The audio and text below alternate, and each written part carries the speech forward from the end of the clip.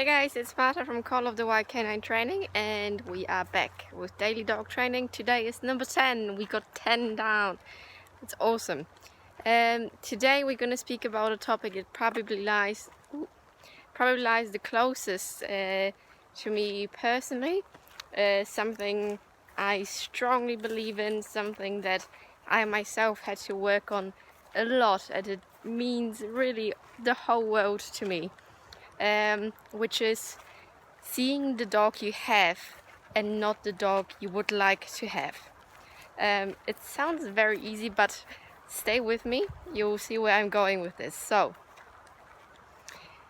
a lot of times when I see dogs who have problems with other dogs, who are dog reactive, dog aggressive, if I see dogs who struggle with humans that are human reactive, human aggressive,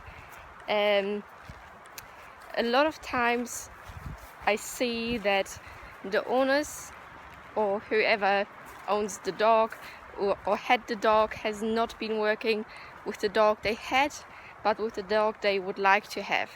So they have been taking their dog for a walk, let's say, somewhere, and there's another dog coming up, so every dog can greet my dog and every person can pet my dog, and it's totally fine. I want my dog to be okay with everyone and everything and not worry and be super happy.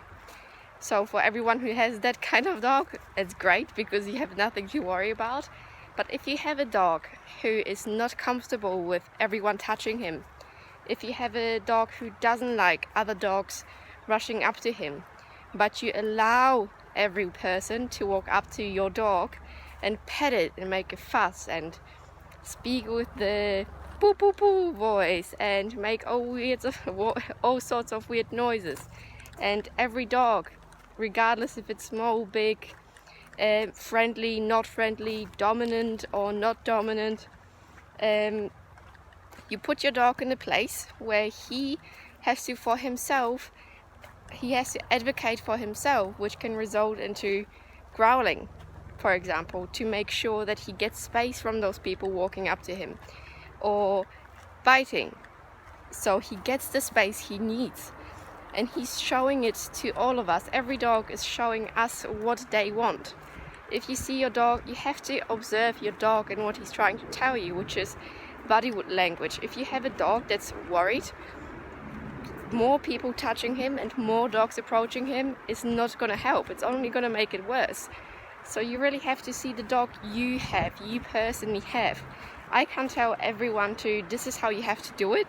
I mean, there's certainly certain things that we shouldn't do, like dogs on leash approaching each other, which can be dangerous. But if you have a dog and your friends come over with their dog and your dog is a shy dog, a bit worried, and you let your friends' dogs just run into the house, that's definitely not something great to do. So see the dog you have. Do you have a dog who's easygoing, laid back, can take lots of pressure, doesn't need the space? Great. But if you don't have the dog that's worried and wants space and needs space, make sure that you say to people, please don't pet my dog. Make sure you say to people, please keep your dog away from my dog. So watch the dog that you have, look at the body language, see what your dog is trying to tell you, and then advocate for him. Not every dog is the kind of dog who we all like to imagine to be. Running around, super happy, listens to everything, has no problems with anything. But just as humans are all different, every dog is super different as well. I have 3 of my own dogs. Where are they? There they are, walking in the forest. And every single one of them has different needs.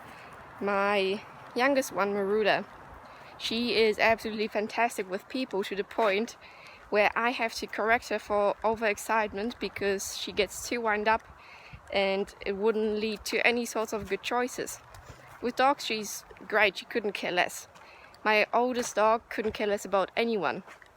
My Archie the Ginger, he's our middle boy. He is great with humans, couldn't care, come up, pet him, he literally doesn't care. But with dogs, he likes to have his space. So I know what my dogs need. I take care of my dog's needs. I make sure I correct any sorts of nonsense around people or dogs, because we don't want that regardless of who they are. But at the same time, if I'm out walking and I see people with dogs, I make sure I have my dogs close, walking behind me, walking next to me, put them on leash if necessary, say to people, don't pet my dogs, and say, please don't let your dogs approach my dogs. Super simple, keeps my dogs happy, keeps everyone happy.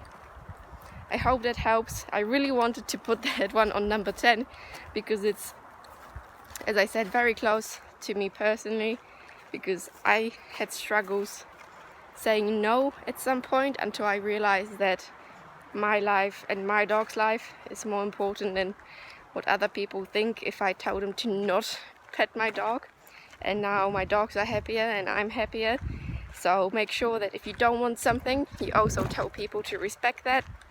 And it is absolutely your choice and your freedom to do so. Okay guys, see you on number 11.